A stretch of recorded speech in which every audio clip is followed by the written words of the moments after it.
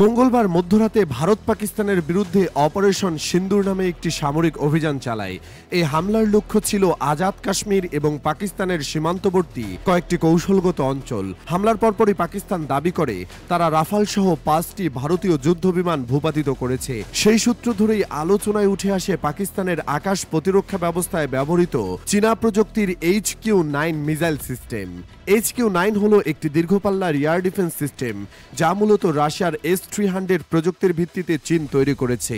পাকিস্তান এ প্রযুক্তি গ্রহণ করে তাদের আকাশ প্রতিরক্ষাকে আধুনিক করার উদ্দেশ্যে যুদ্ধক্ষেত্রে এই প্রযুক্তি প্রথমবারের মতো ব্যবহৃত হয়েছে অপারেশন সিন্দুরের সময়।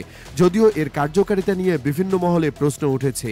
ভারত দাবি করেছে এই সিস্টেম পাকিস্তানের জন্য তেমন কার্যকর হয়নি এবং সামাজিক যোগাযোগ মাধ্যমে পাকিস্তানকে ট্রোলও করা হয়েছে। চীন বন্ধু বটে, কিন্তু ঠকিয়েছে বলে কটাক্ষ ছুড়ছে অনেক ভারতীয় ব্যবহারকারী। HQ-9 ব্যবস্থাটি ট্রান্সপোর্টার ইরেক্টর লঞ্চার থেকে ক্ষেপণাস্ত্র উৎক্ষেপণ করতে সক্ষম। একটি ইউনিটে 6টি বা তার বেশি মোবাইল ট্রাক থাকে, প্রতিটিতে 4টি করে মিসাইল কন্টেইনার। প্রতিটি ক্ষেপণাস্ত্রের ওজন প্রায় 2 টন এবং দৈর্ঘ্য 6.8 মিটার। এই মিসাইলগুলো ঘন্টায় প্রায় 5000 কিলোমিটার গতিতে উঠতে পারে এবং সর্বোচ্চ 2000 কিলোমিটার দূরত্ব ও 30 কিলোমিটার উচ্চতায় আঘাত হানতে সক্ষম। শত্রুর যুদ্ধবিমান, ক্রুজ মিসাইল এবং এয়ার টু সারফেস মিসাইল ও স্বল্পপাল্লার ব্যালিস্টিক মিসাইল প্রতিহত করতে সক্ষম এই সিস্টেমে রয়েছে শক্তিশালী মাল্টিফাংশন রাডার।